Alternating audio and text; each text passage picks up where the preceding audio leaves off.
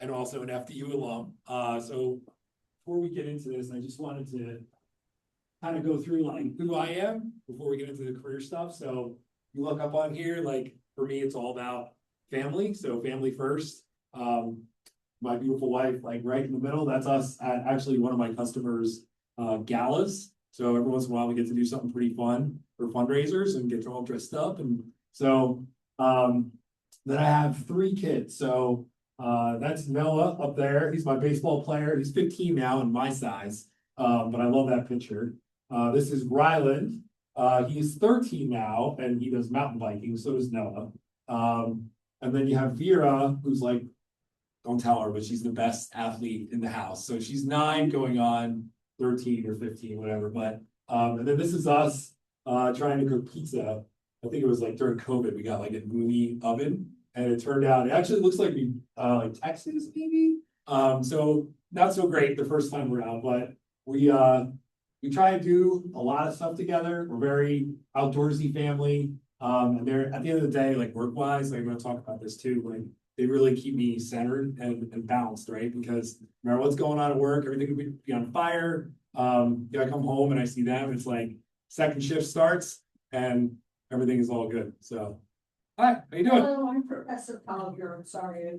Oh, no worries. We were just working through the technical issues and my introduction. So, this is my family and my kids. Did we get connected to Metro or? Yeah, we're connected. Okay. Yeah. Good. So, Thank you for joining us. yeah, you got it. So I was just curious, like show of hands in the room, like majors wise. So like, are we talking like finance majors in here? We get like wealth management, like finance. What kind of majors we? Accounting. Okay, so all accounting. Okay, all right. So you're the people that keep me straight. So I'm in sales. So I need like good accountants and good people behind the scenes that keep me in line. And then what's your major? I'm in accounting too. Accounting as well. Okay, all right. Damien, who's on there, he's fine. Okay, awesome. Yes. And then, yeah, no, that's great. So just a little bit about myself. So I mentioned I'm a FDU alum. I graduated in 2003. And I actually barely made it into college. FDU was one of 2 schools that accepted me. They accepted me through the Freshman Intensive Studies, or FIS. I'm not sure if that's still around, but I was pretty much a full-time slacker in high school. And so my first semester was all remedial classes to kind of catch up. And thankfully, I fell into a really good group of guys, and they kind of taught me like, it's great to be smart. And, you don't want to have a low GPA. And so they got me on the right path. And I was really proud to graduate on time and with honors because I was so far behind when I first started. So, and I'm very grateful too for the school, which is why I'm here, because I mean, they supplied me with a lot of resources to help me learn, help me study, like what's the right way to do it. And then also gave me really good mentorship. So, anytime I can help give back, like that's something I'm really passionate about.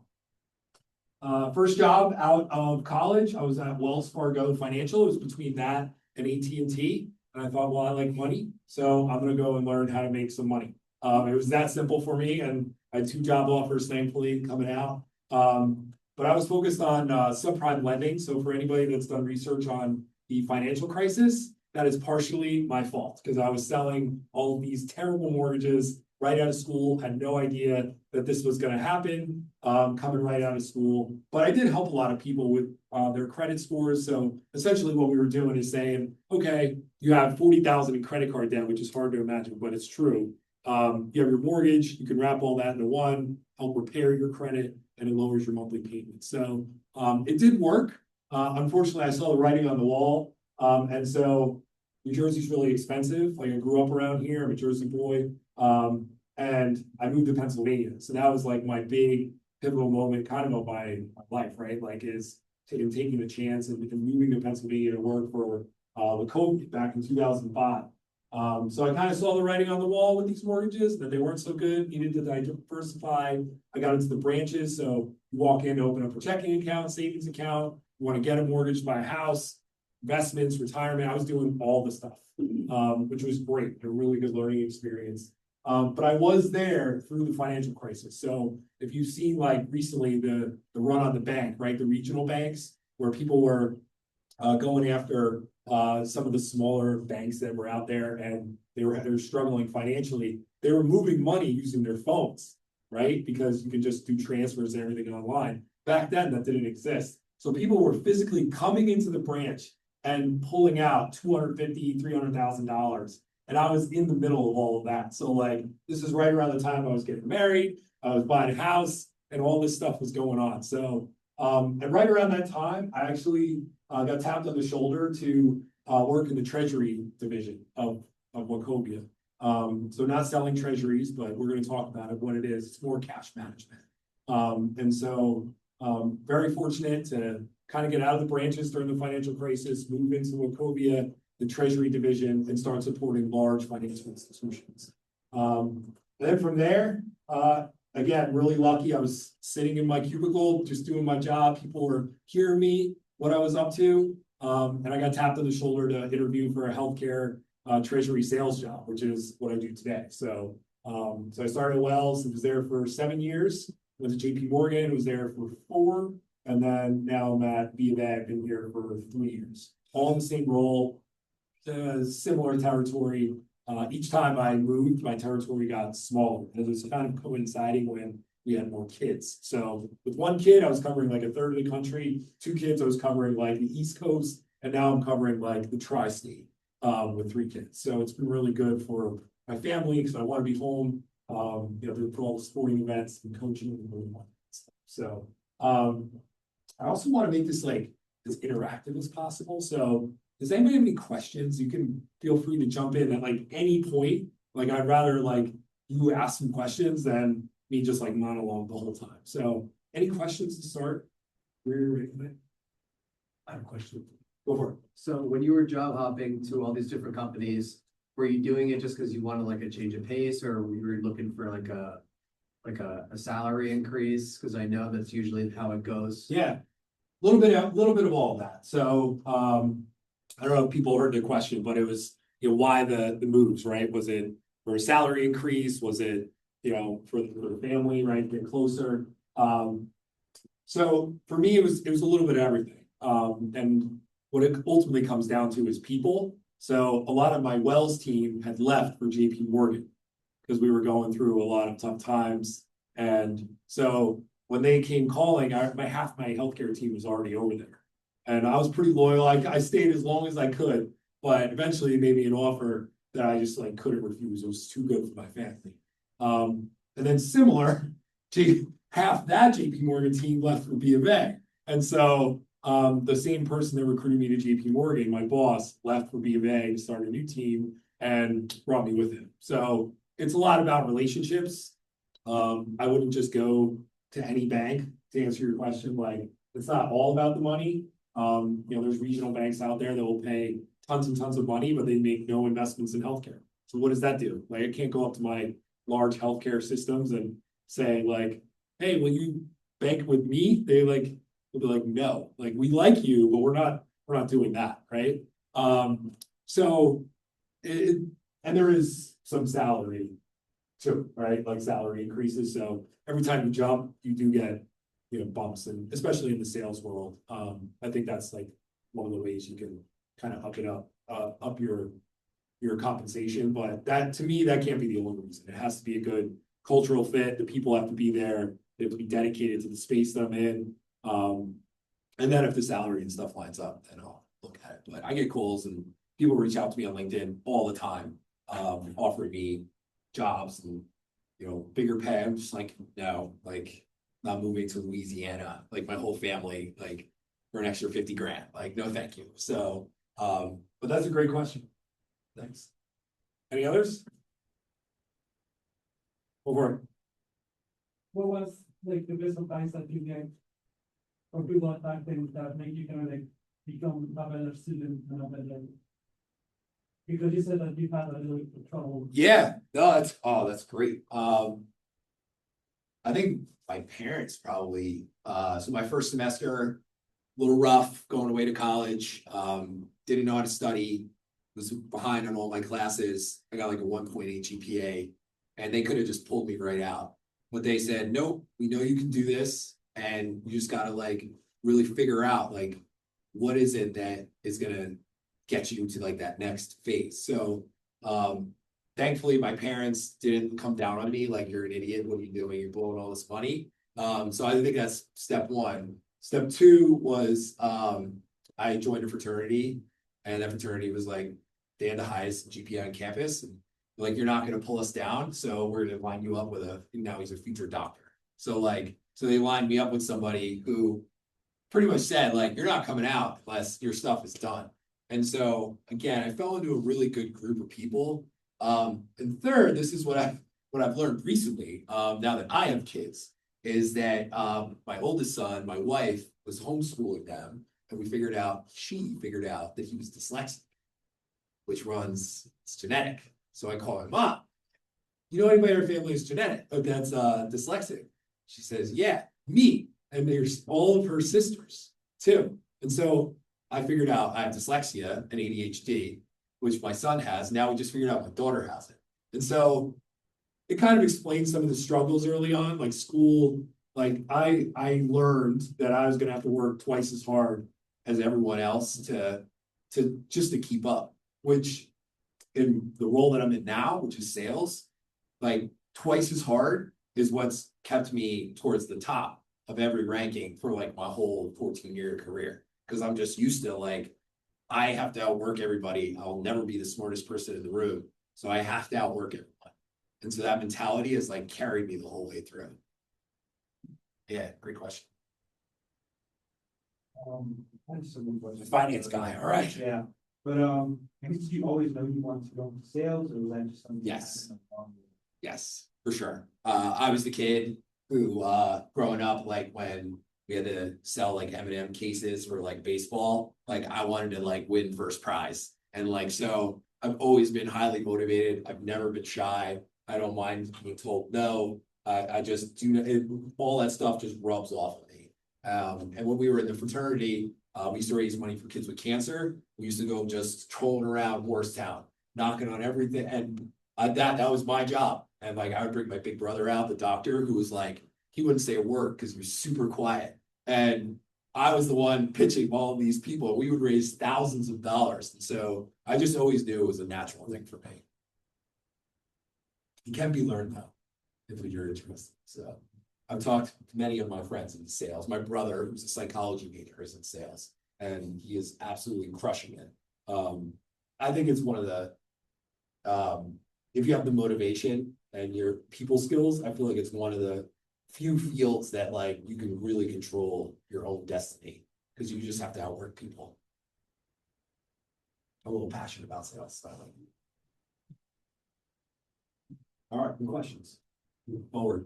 I'll give the Bank of America commercial. Our earnings just came out today. We beat all of our projections, which is great. So that's always nice for the stock.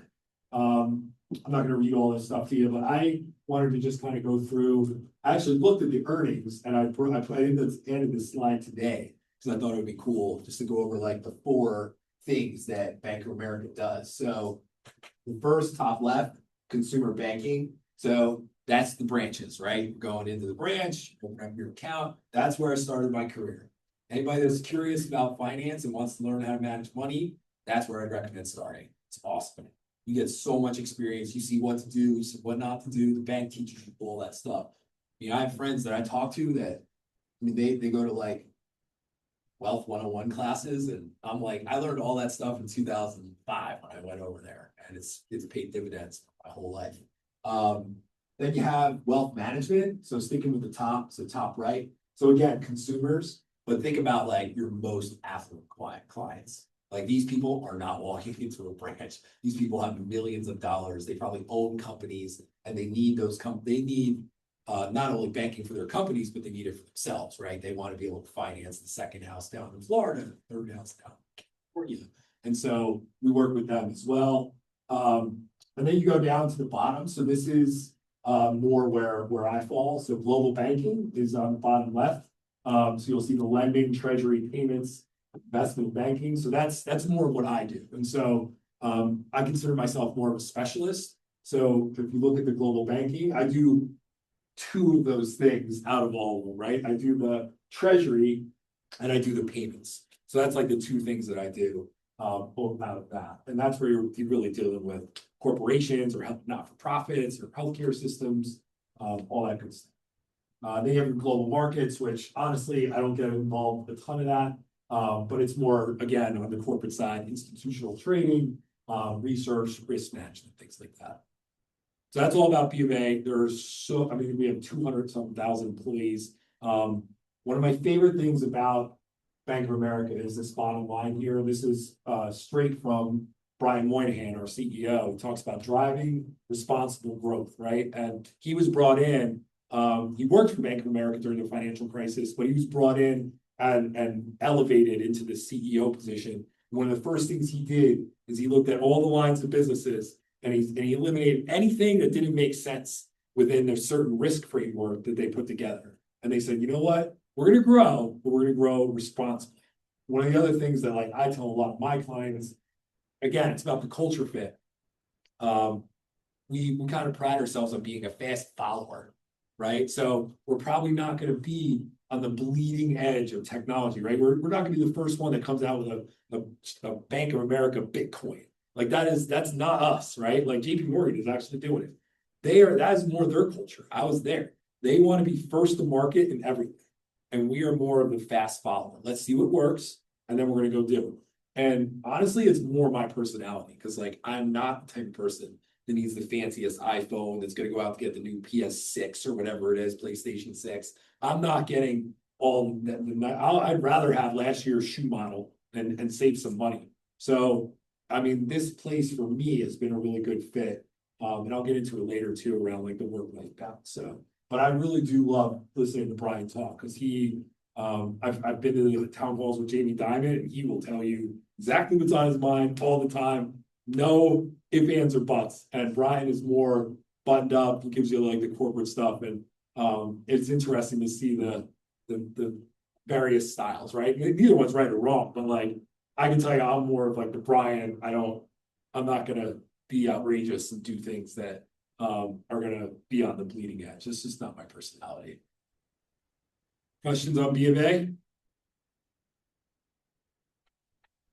Oh, good. Are we checking online also, comments?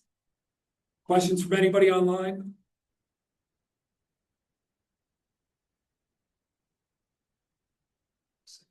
Right. All right, so let's get into my job.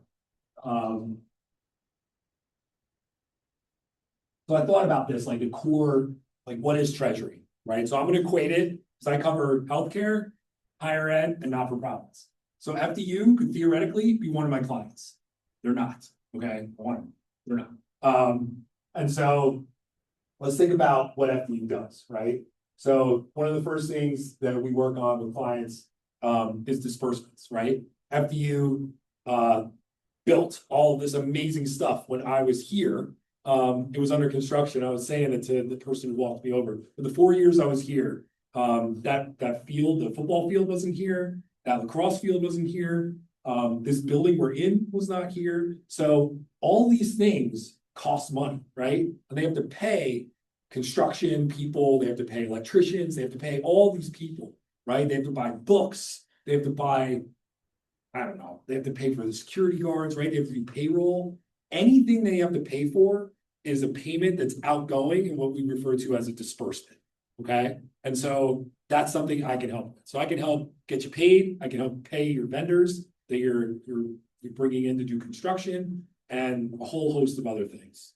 With the health systems, like I was supporting health systems during COVID. Everybody hear of like PPE? Does that sound familiar? Like all the health systems are running out of masks and gloves and stuff like that. So I was helping them try and get their wires out the door, trying to validate information, making sure that they weren't getting fraudulent like goods, right? So like those are all the things that we were helping with during COVID, during that crisis. But all payments going out. That's what disbursements are. Receivables. What do you think the biggest receivable is for a university? By accountants. Tuition. Exactly. Tuition. So that is one of the biggest drivers, right? And so we can help collect tuition, right? You go to the cafeteria, you have a student card, but let's just say you had a credit card.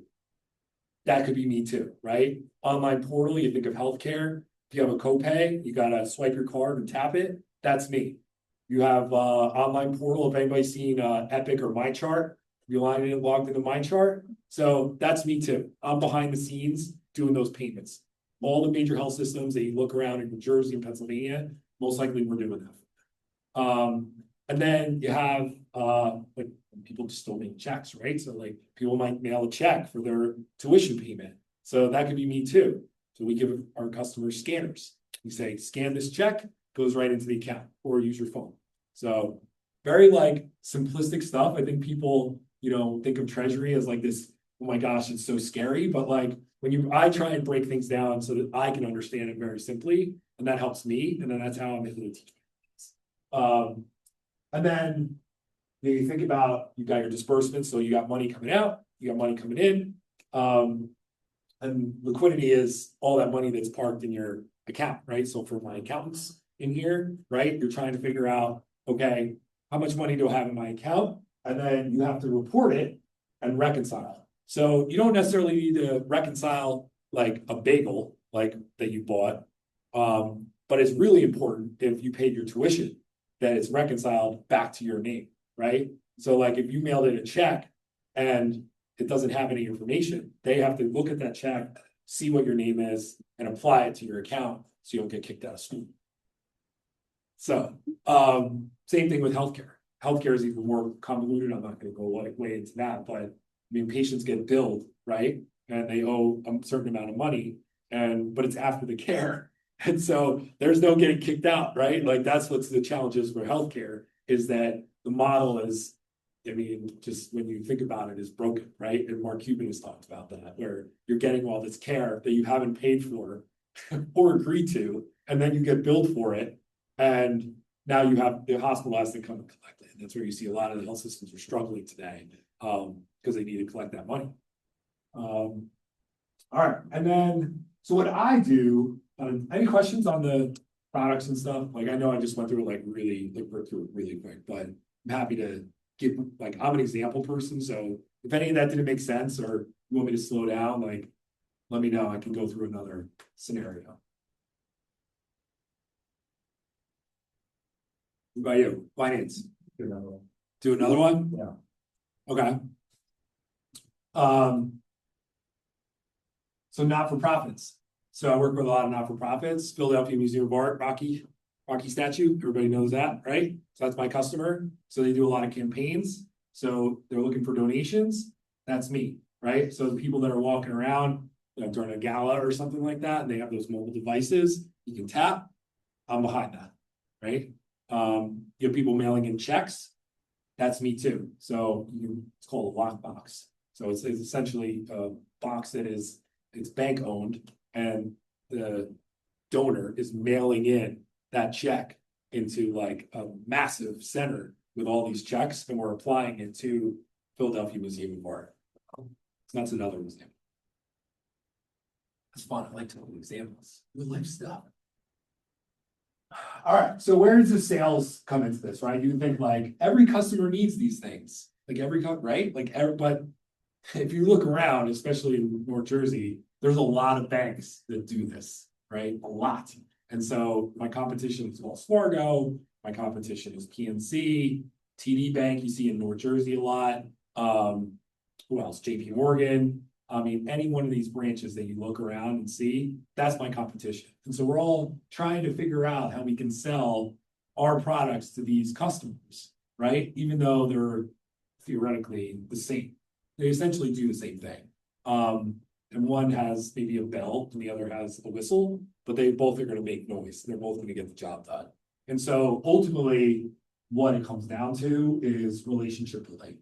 And that's where I really pride myself, because I've been doing it for the past 14 years, is building those relationships quickly with people, connecting with them, building trust. Like I just got brought in yesterday to one of the largest health systems in New York, because they wanted a new salesperson.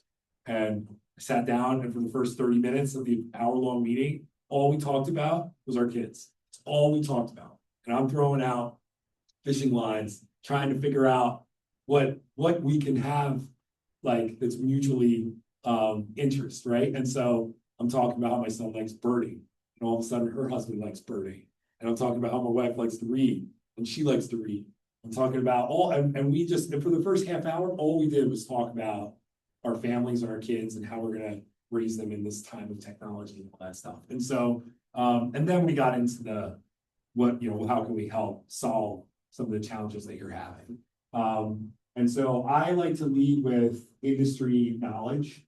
I like to lead with strategy. So if I walk in there and I'm just like pitching product, like all the things I just told you about, like their eyes will go glossy. They're like, everybody does that.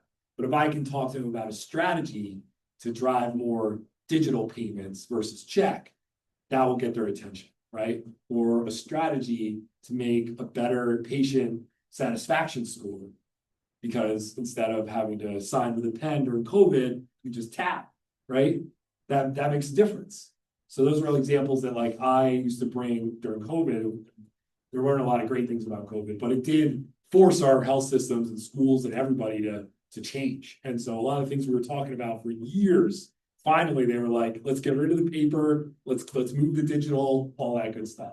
And so that's really what I try and lead with, is like industry knowledge. And what I want to really walk away from the meetings is I want to understand what is their current process and what's not working.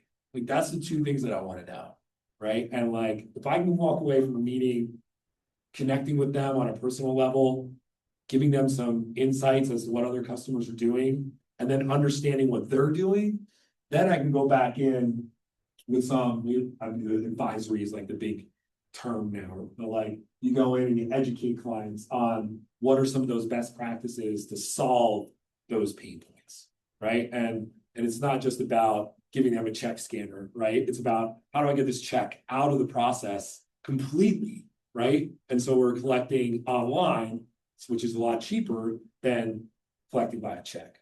So that's like, in a nutshell, my sales process. There's a lot to it.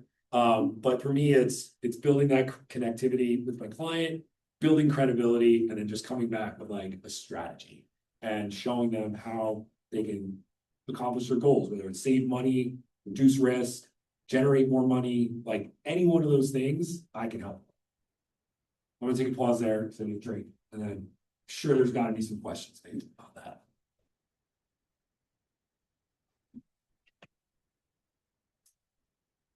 But from the peanut gallery, any questions?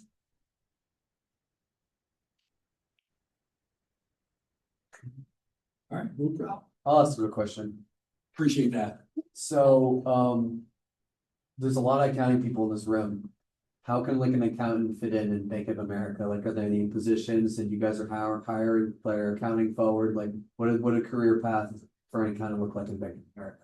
Yeah, that's a great question. So there's a whole nother subset of people that help support our clients that I haven't even gone over yet. And so they're called relationship managers, and the relationship managers are kind of the point person for every relationship. And so what they're doing is they're bringing in treasury to work on payments. They're bringing in credit to lend money. And then they're bringing in other partners throughout the bank. They can help with like financial education and stuff like that. And the credit people, we call them credit officers. They're the ones that are actually underwriting these $100, $300, $500 million deals. And so they're looking at all the financial statements and saying, yes, this is a good health system that we're willing to lend $500 million to. Or during COVID, during that crisis, and everybody's coming to you, and you got to pick and choose which ones are going to be able to pay you back if who's going to go under, who's not going to go under, right? And so accountants are super important when it comes to banking and having to look at our clients and really understand their financials. That's how we would do. Maybe, yeah. Yeah, we're going to need them. So, All right, good. That's a good question. All right. Damien suggested I talk about work-life balance in banking. And I'm just curious if that is like something that is really on the mind of students, like as you're coming out of school. Because like that was not a thing for me 20 years ago. 20 years ago, I was working 6 days a week, like till 7 p.m. every day. Like trying to get out ahead. I think when you're talking to accounting students, we're talking about firms that discuss for periods of time. They don't have a lot Yeah, per year, but yeah, that would be pretty. like the big four consulting firms and stuff like that. No, for CPA and tax firms, they are Oh. very busy for a certain period of time, and most of these students are gonna be getting their CPA. I like them. yeah, got it, okay. Well. This is gonna be a little different then, because again, I'm not a CPA and I'm not driven by tax season, although we do get our taxes done by CPAs, super nice. Really worth it. So for me, my personal strategies when it comes to setting boundaries is clear communication. Like I remember at JP Morgan, I had this one guy who was he was a relationship manager, and I had told everyone, like, look, I have my first shift, which like starts at like 6, and I go 6 a.m. and I go to like 5 p.m. So, and then second shift is when the kid stuff starts, and I gotta get dinner, and I gotta get into practice, and I gotta do, so like, I'm not just sitting in front of my TV at 5 p.m., right? Like watching like Netflix, like it's second shift. And I had this one relationship manager that would constantly just send me invites for 5:30 p.m. to talk, same day. And I would call him and have a conversation and say, this is when if you want to get a hold of me, 6 a.m., no problem. But 5 p.m., problem. And eventually, he didn't listen. So eventually I just started declining all of them. And then he finally got the point and stopped. But I think clear communication, look, early on in your career, I've been at it now for 20 plus years, so I have a little bit of credibility, right? And I can point to the fact that like I may not work, the conventional hours, right? But I'm gonna get the job done. But when you're early in your career, I think personally, you gotta do what your boss is asking you to do, right? Within reason. And you don't wanna burn yourself out, right? You wanna put some parameters around that. And like for myself, when I was covering, when I was at Wells Fargo, I was covering a third of the country. I was gone Tuesday, Wednesday, Thursday, every week. I had massive amount of travel. Thankfully, we only had one and then a second kid at the time. And my wife was holding down the fourth. But once we had a third kid, I was like, this is not gonna work. Like, I can't be gone. It's not fair to her. But I put in a 2-night rule.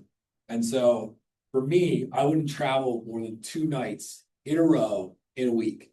And so if I left on Tuesday, I would make sure that it was Tuesday, Wednesday night, and I would fly home on Thursday.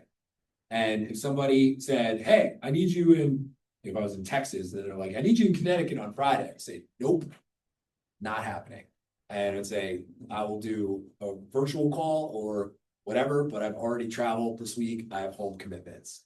And it always worked for me. Like, I do hear stories of people who get pushback on that, but I feel like I don't know, for me, I just made it about my kids and my wife, like made it real. Like, I need to be home. I cannot be gone 4 or 5 days a week. I need to be, and if you are, like, some people might want to do that, but for me, like, I started with this slide, family first, like, that's my priority, is like making sure I'm home. And so whatever you decide for yourself and your career, there's no right or wrong. It's just based on what your kind of moral compass or your North Star, or whatever you want to call it. Like, you just have to set that in the beginning and say, this is what's going to be most important to me. And for me, it's always just around my family. And some days, like, I remember when I got to B of A, and we got a couple clients that wanted proposals, and I didn't know what I was doing. So I had to get up to speed like really fast, and I was working on the weekends. Like, my kids had no idea, because I was waking up at 5 in the morning and working till like 10. And so by the time I was done, they were done with their shows and breakfast, and then we would go out and play. So that was like, when I wanted to put in extra time, it just wasn't going to be at night. It's going to be in the morning or on the weekend in the morning. My kids had no idea. We did win all those things, by the way. It was worth it. But yeah, you come up with your own system. And then one thing I've noticed at Bank of America, like, and I'm just comparing other banks that I've worked at, where, I mean, JP Morgan, it was like pretty much 7 to 7 every day during COVID, because everybody knew you were home. and they had nothing to do. And so we worked 12-hour days every day. We got a lot done, and it was fun, like working and winning deals and doing all and helping our clients and all that stuff. But I remember coming over here and one of like our national sales leaders, somebody set up a conference call at 5:30 and it had like all of us on there. And first thing she says is, why is this call? It's like an internal call. She's like, why is this call happening at 5:30, like on a weeknight? She's like, what are we doing? She's like, reschedule it. And I thought that was like really cool. Like, this is a national leaderhead who's like setting the tone for her team. And this place for me, like, it has had the best work-life balance I've had at any bank, period. And it's been great. And so, and I think it comes from the top down. Accounting may not get that luxury, right? But it's tax season, you're gonna be working. So, questions on that? Yeah, go for it. How long were you in like your position to be able to be like, I'm declining this environment, I'm not going? Like without like worries, like, is this gonna like look bad for my reputation? I'm gonna go Yeah. get fired for this. Well, keep in mind, I had already talked to him multiple times. And I did run it by my manager Oh. to say, he's not listening, and this is what I'm gonna do to make him listen. And in my opinion, just because he's like technically above me doesn't mean he can dictate like my personal life bounce. Like he was crossing the line. And so I got his attention, worked, it was fine. So I don't think it's a timing thing. I think it's a respect thing. And I think it's really important that you like manage up a little bit, right? If you've heard that term, like you want to manage your manager, like you want to make sure your manager is in the know before you do something like that, right? Especially when you're new. Like I was new and he was doing it. And I asked him, and I call my manager to this day, I call my manager and say, I got to gut check something with you. She goes, okay. I go, does this sound right? And she'll say no or yes. And based on that, I'll move forward whatever direction, right? So I'm a firstborn rule follower, so I tend to do like what my manager says. I'm not like going against the grain as long as it's ethical or whatever. But like, but I like to keep my manager in the know. And that's kind of called managing upward.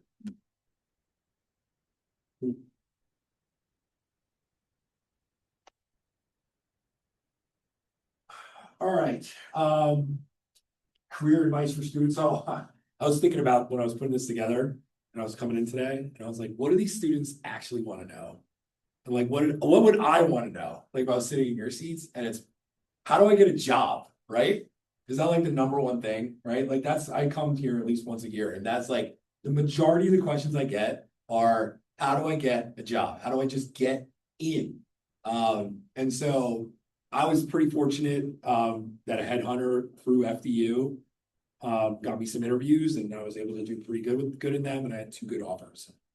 I mean, I was able to line up a job, but I think, leveraging your family, your friends, people at FDU, I think those are all like great starting points. And I know I'm stating like the obvious thing to do, but like, I'd say get creative with it, right? Like, it's not just like these friends that are in the room here, right? Or your friends are in the dorm. Like now there's LinkedIn. It's so easy to connect with people. And I think like people are generally willing to help. Like if you're reaching out with a non-generic email or a message on LinkedIn, and it's something that's like, feels personal, people are willing to help. The other thing that I get asked a lot about is AI.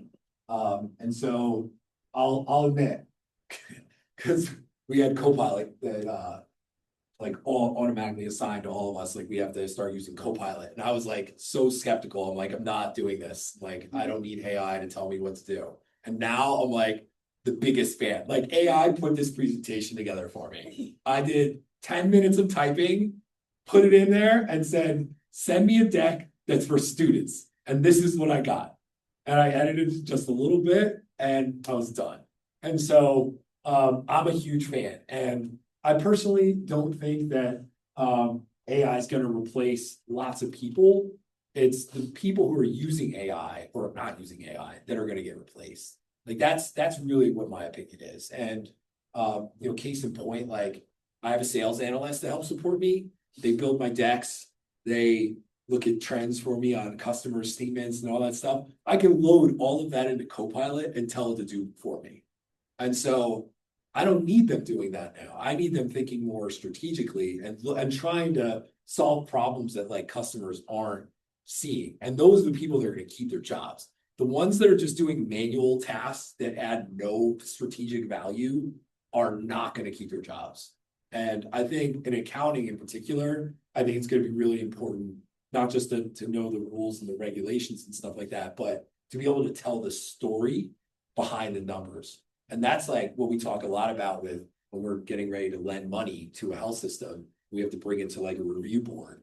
And we can't just like, here's the financials. Like, you have to tell the story behind the financials. And I think that's a big piece of, you know, what can separate people and make it so that, you know, AI doesn't have you become obsolete, if that makes sense. So, I mean, is anybody worried about that? Like the AI, like, is that something that's on your mind? Like, I'm not worried about it because I feel like I've been at it a long time, but you guys are like coming out of school. Like, what are you thinking about when it comes to AI?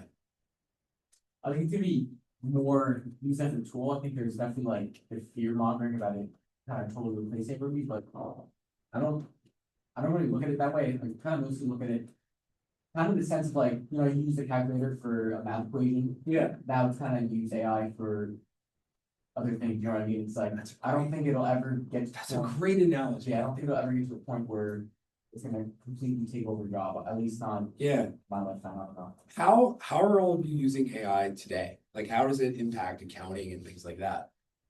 I personally use it for This guy, he knows all about AI. Love it. What's your name? Daniel. Dude, nice to meet you. So I use it for structuring like layouts on like projects I want to do. That's a big thing, especially right now. I have a lot of finals coming up, so I'm using it to kind of lay out how I should approach creating like projects, especially with slideshows. Also for studying, it's like a huge help with creating study guides for me. Like you can tell, I also use it. I sometimes plug in like rubrics and stuff, and I let it kind of break down like the most important things I need to kind of look out for when I'm studying or doing a project. So I kind of choose that as like a analytical tool. Yeah. And as a professor, how do you counter people using too much AI? I give them, I mean, in my classes, they're doing problems in class. So they're talking to each other and doing things like that.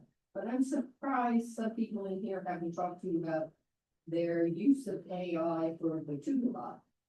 Because you guys, you're talking to Carlo and Damien won a prize recently for sort of taking to the next stage Really? an AI tutoring bot. Yeah, they're going to be competing in national competition in July.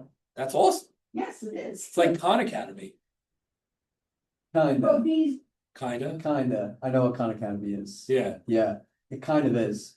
So to keep it short, me and Damien, we like built out the tutor bot.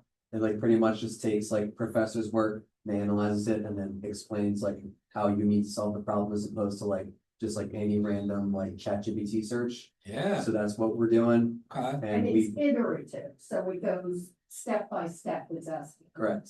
That's awesome. Yeah, so we won, we got first place in the media meeting for BP. Congrats. Thank you. And then we're gonna go back and compete again in July in Baltimore. Nice. But to answer your question, like I personally, I know everyone in this room definitely uses AI all the time.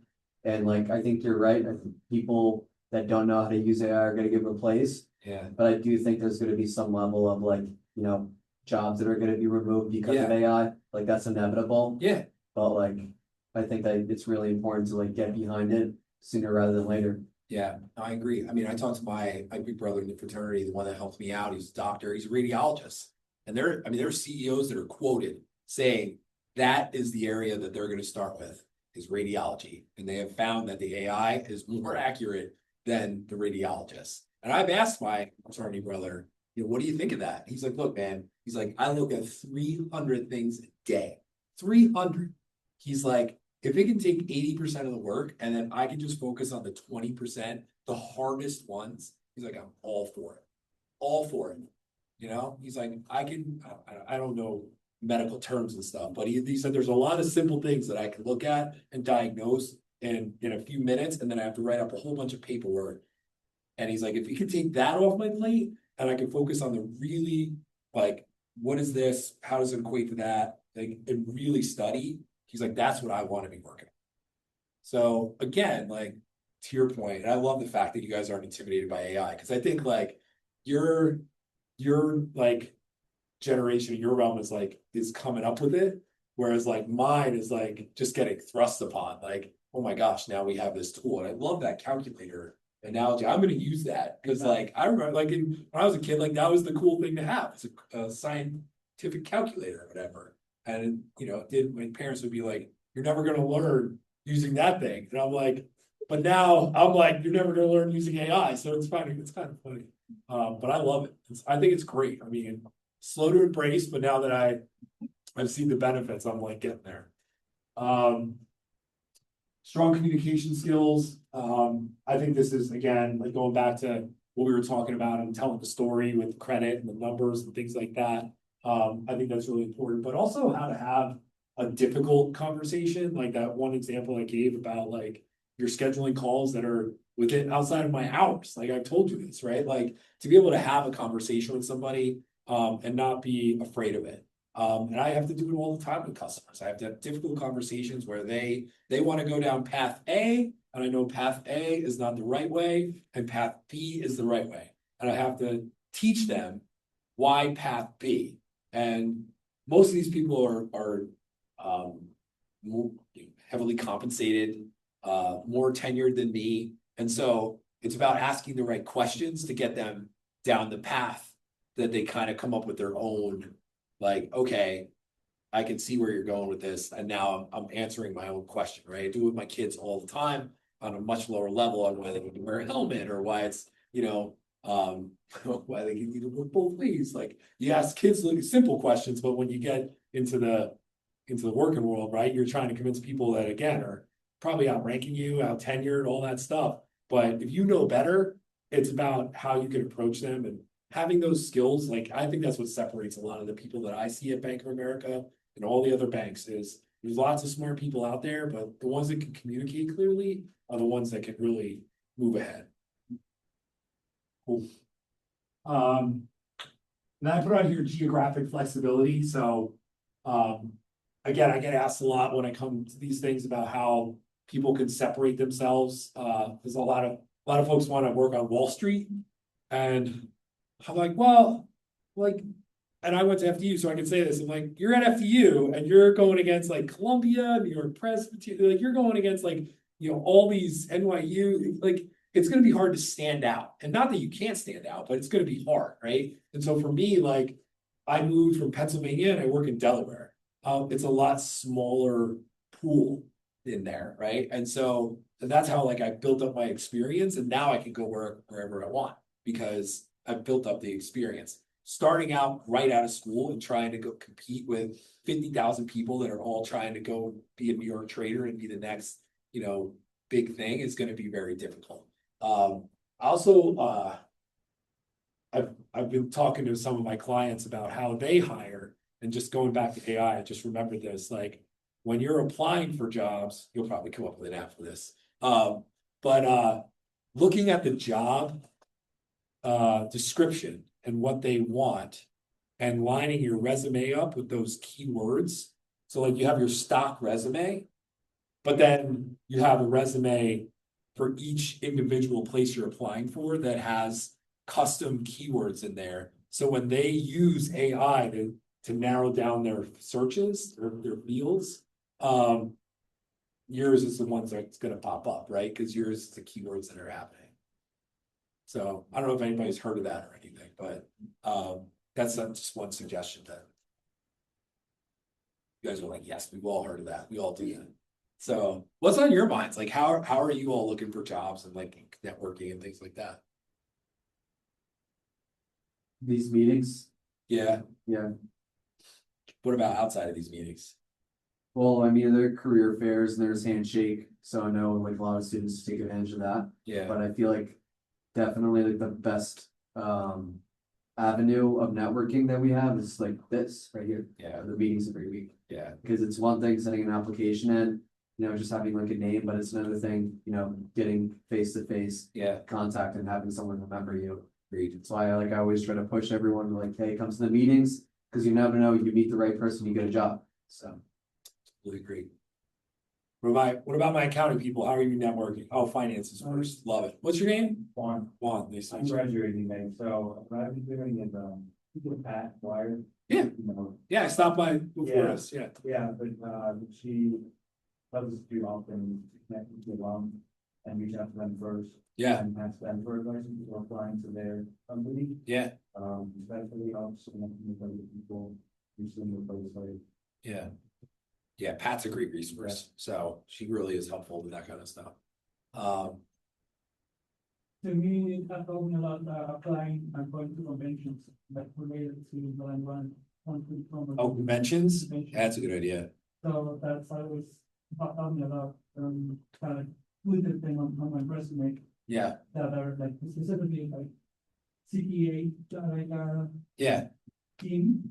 And that, I feel like that will help me a lot, so connecting with other people there, Yeah. I always think too, like, go where your competition's not.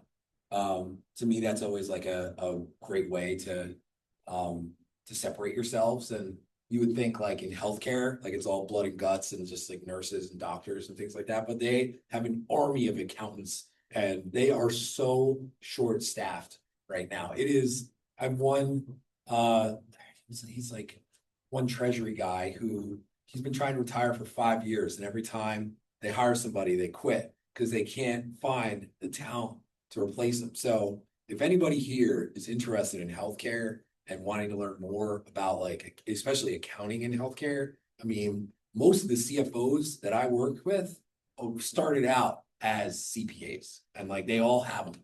And again, if you have the drive and the personality and the ability to tell stories, like I think, and I'm encouraging my like son, and like healthcare is going to be here forever.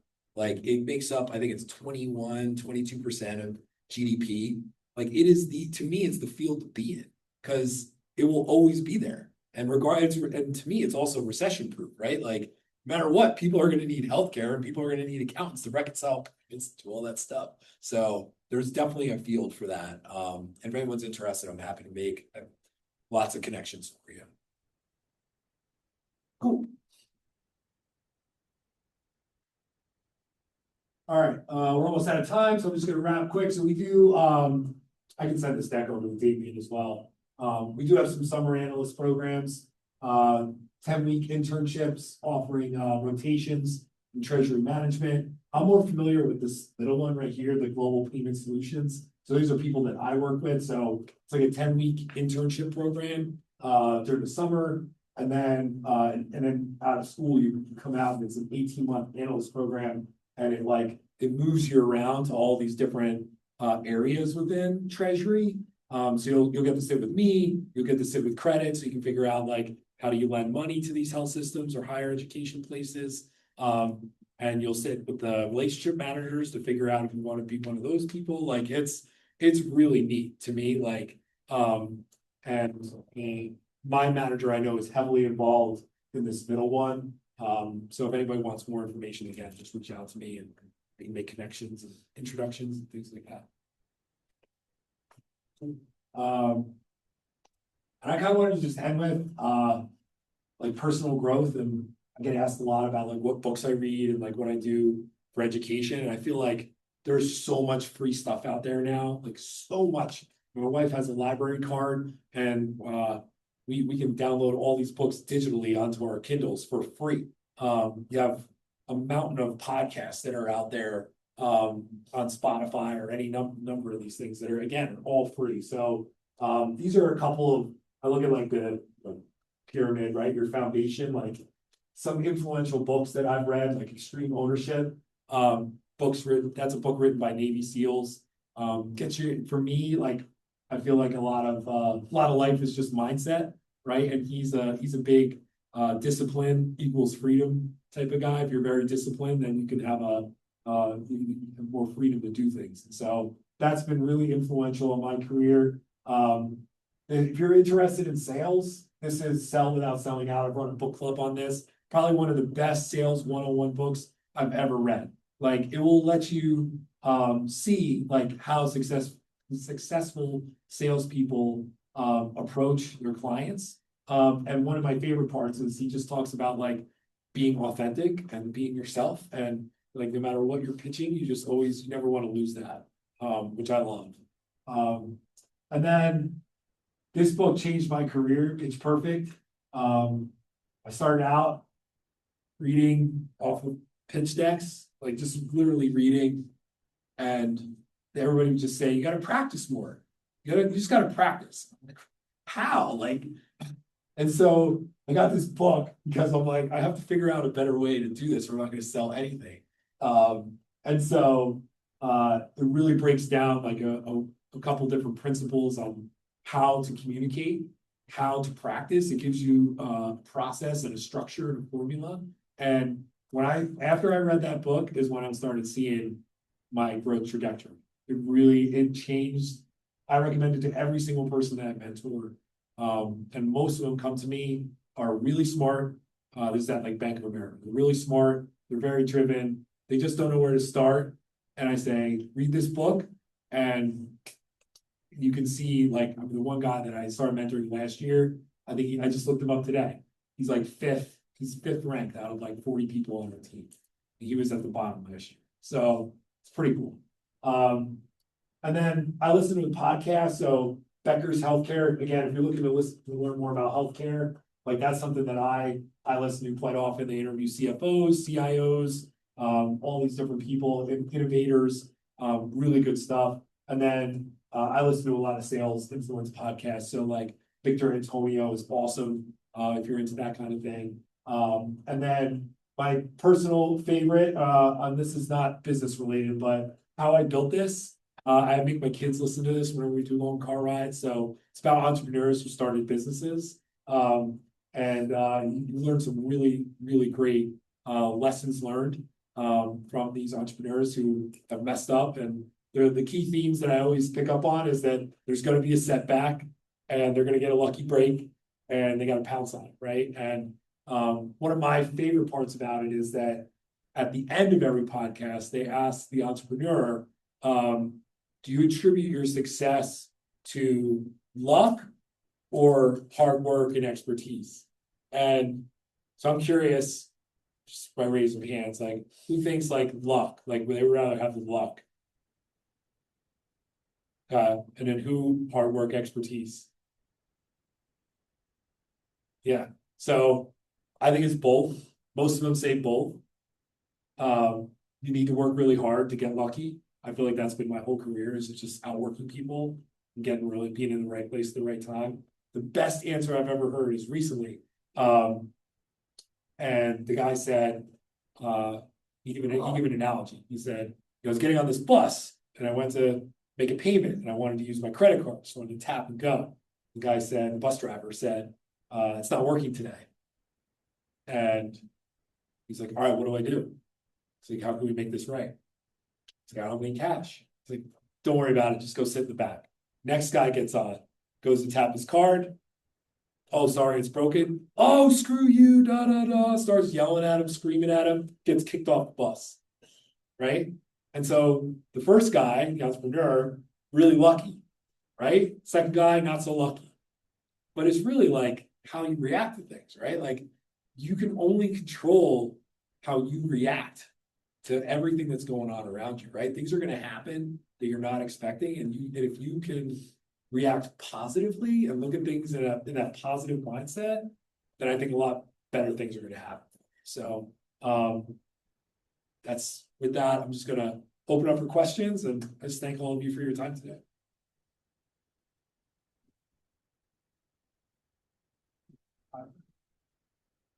What questions? You can ask me anything. I'll give you as candid a response as I can. How do you get so good at speaking? Practice. My wife and kids, early on, they heard every pitch I was going to do. I'll never forget. When I went to JP Morgan, we pitched Temple University. It was one of the health system. It was one of the biggest deals I've ever worked on in my life. And I practiced it for 2 straight months. You could have woke me up in a dead sleep and said, slide 2, line 3, go. And I would have had it authentic. I was practicing it in the car, mowing the lawn, I would run it by my wife. My wife's a great barometer because she's a teacher and she knows nothing about banking. And so if I can teach her what I'm doing and it makes sense to her, then it's gonna make sense to everybody. And so most of it's just practice. I promise you, my first year, all I was doing was reading like this. And so if I can do it, anyone can do it. It's just putting the work in. So you mentioned they use Copilot and Bank of America. Yeah. Did they offer you like any other LLMs like ChatGPT or Claude, or is it just specific to just one? Yeah, I mean, being in banking, we have to be very selective and careful. I'm sure there was a huge vetting process, and as you saw, like, I can't even get onto your network because of the firewalls that we've built. And so they've selected Copilot for us. So it's all integrated within our systems, within Excel, within Word, within PowerPoint. I haven't quite figured out how to use all that, but I use it mostly for research and competitive intelligence and stuff like that. And just like, I met with somebody yesterday and I was like, tell me all about Sarah. And it gave me this huge bio of everything about her. And she actually went to Temple, and that's how we hit it off. And instead of her being angry with me, we talked for a half hour because we hit it off on the Temple thing. So like just little research like that. I can tell you B of A is also investing in, is anybody like a B of A client, like bank with B of A? No? Wait, you should. No, I'm just kidding. But we have Erica. It's like our AI, it's like the AI agent. So America, like Erica, took me a while to put that together. So our clients can actually, they can go onto our online web portal and they all have customer service representatives. But if they just want to do it themselves, they can ask Erica, hey, what's my account number, routing number, or give me this check image or anything like that. And it will do it for them. And if it can't get it, it will call somebody and it will give them the whole conversation. So instead of that, like really annoying, like, let me transfer you to somebody and you tell them like the story over and over and over again, like the person who gets the customer service can say, all right, I'm looking at the conversation. It looks like you want to get this check image, but you can't, the agent couldn't find it. Let me go look for it. So we're investing on 2 fronts. It's pretty cool. Yeah. It doesn't replace me.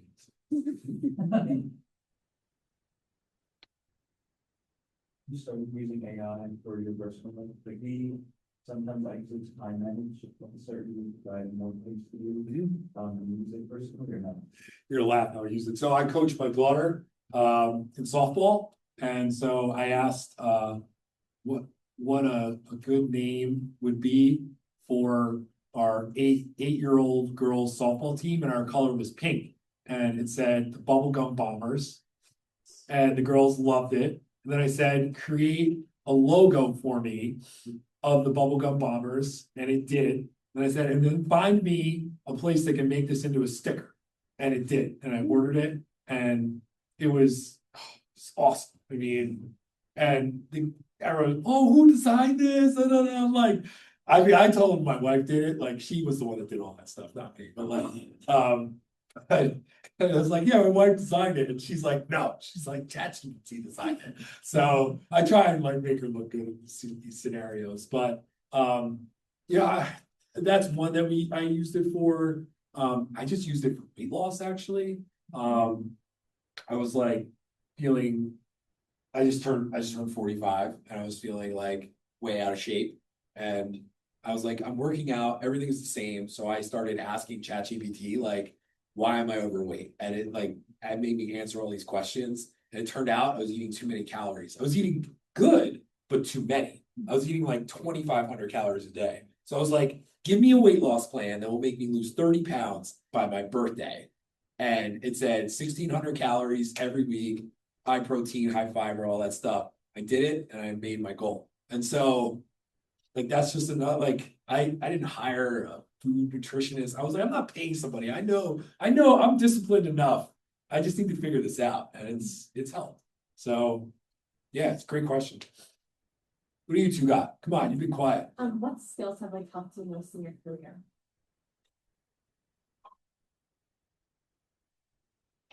I would say my ability to connect with people is probably number one. Just being kind and like humble and willing to help and like, I don't think any of those things take talent. I don't think any of them take skill.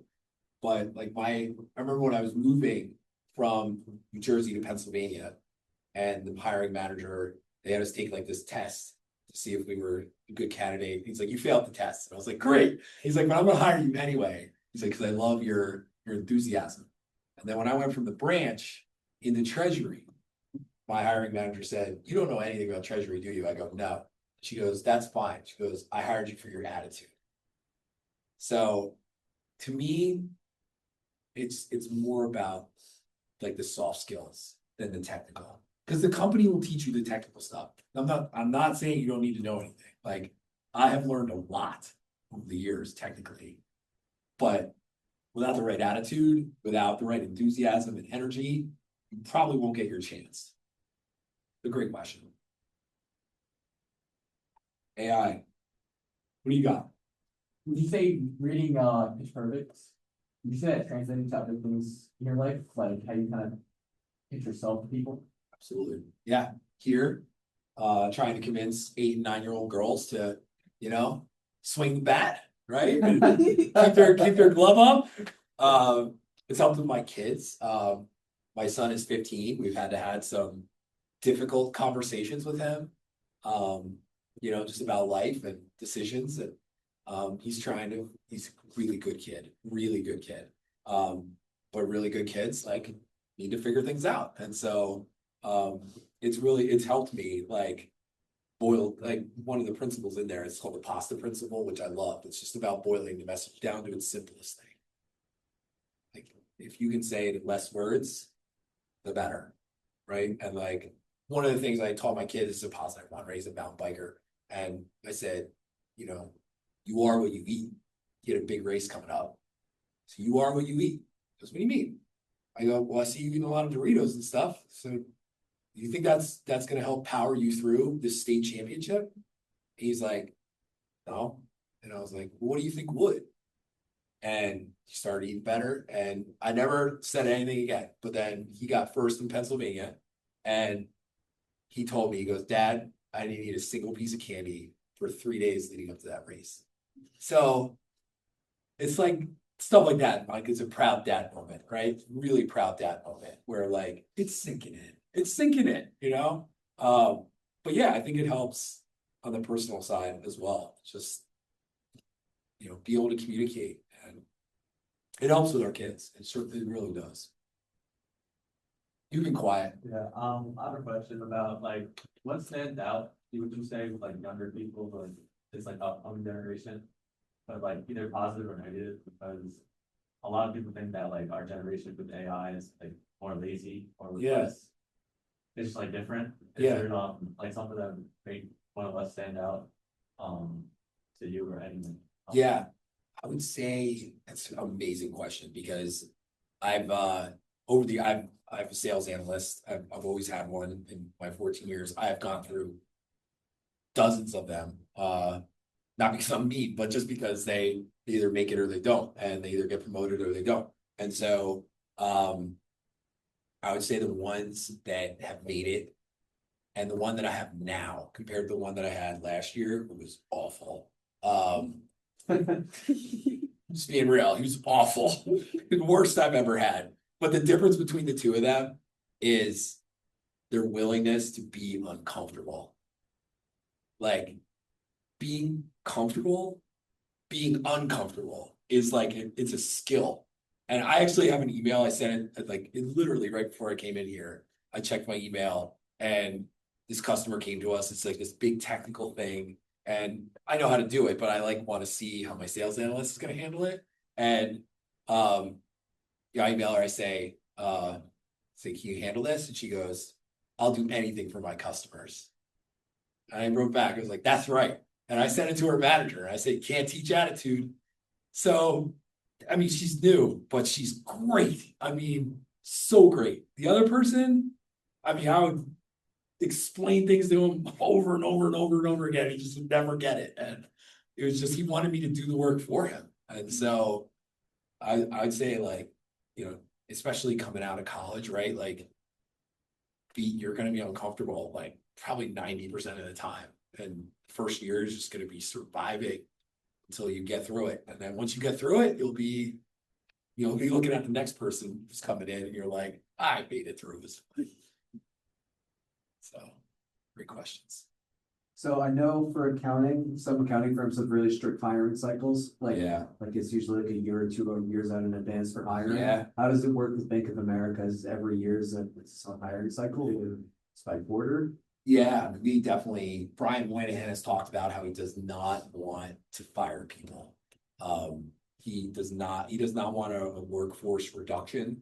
And so his preference is to let people leave and then not place them. And so JP Morgan, I think, is like 300,000 strong. We're like at 200.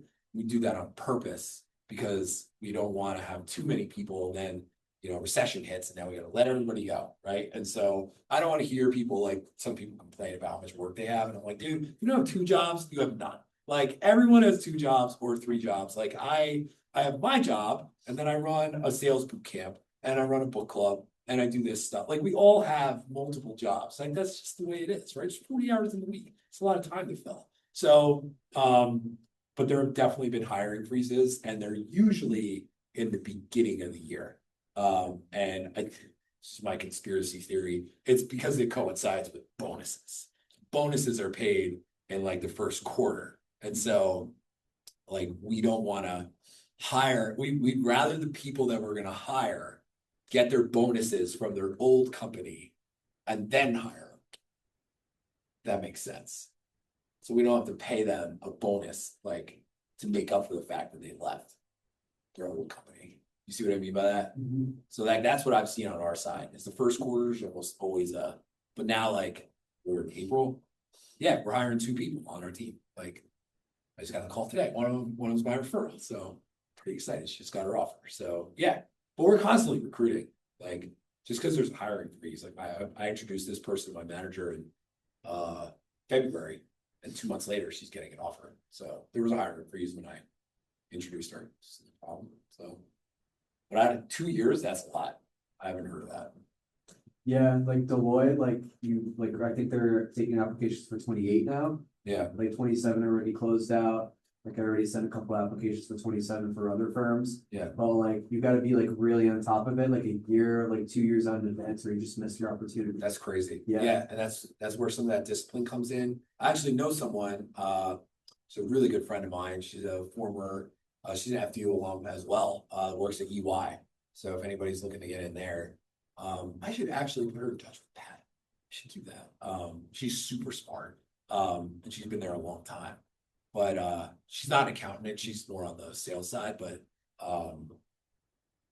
yeah, that's another, like, again, any one of you, like, I'm on LinkedIn, you can connect with me and, I'm happy to make connections. I know people, like, it's funny, we do a golf trip with all my fraternity brothers and stuff, and we were all goofballs back 20 years ago, but now, like, we got doctors, we got CFOs, we got FBI counter-terrorists, little league bankers, like, we all get together, and I'm like, man, like we've come a long way. Like, I mean, we know, like, it is cool. Like, and I feel like it takes time to build up that connection. So, but if any one of you want help with stuff, like, I'm a resource. Like, if I can't do it, I'll introduce you to somebody. Marvin too. AI tutor, calculator, 2 years out. Holy cow, that's crazy. Yeah, it kind of sucks. That does suck. Yeah. So like, what years are everybody? What, you junior, senior, like? I'm a junior. Okay. So how many people are here juniors? Mostly senior? Freshman. Oh my gosh, you're impressive. Already in here. Nice. So if you don't apply by your junior year, you could potentially not have a job when you get out. And if you don't have a job. They don't get a job, it's the big 4. Counting is a different world. She's right. I'm talking about specifically for the big 4. Yeah. Like, you Yeah. need to be on top of it. Other accounting firms, sure, you can get a job like pretty easily, I feel Yeah. like. But it's just like if you wanna work for the good companies, you Yeah. really need to be proactive. I'll talk to my friend about that. I believe you, I just Yeah. have never, I'm not in accounting, so I have no idea, so. But that's tough, that's really tough. They start getting now, they used to, but Erica, do you have an internship? Yes, I do. Yes, so this, a few years ago, we started even getting freshmen having internships. So it's very, it's hard when we have people who come in as juniors, especially transfer students. Yeah. And it's hard because the first 2 years, they've missed a couple of years of internship cycles. Yeah, look. To your point about like. Whatever generation being labeled lazy, like, I don't agree with it, because. Like, my generation, I had one internship, it was between my junior and senior year, that's all I had. It was at my dad's company, so like, I mean, I can't be one to say like, anything, like, I don't, I've seen. The generational thing, and there are definitely people that fit the mold and the unfortunate stereotype, and there are ones that blow it out of the water. It's just up to you. And if you're in this room, you're probably on the ladder, right? You're probably ones that are gonna blow it out of the water, but fortunately, there are, even my generation, right? There's people that are lazy and just, and I don't know. There's people like that everywhere. Thank you very much. Yeah, you're welcome. Wonderful presentation. Yeah. Any questions from the peanut gallery?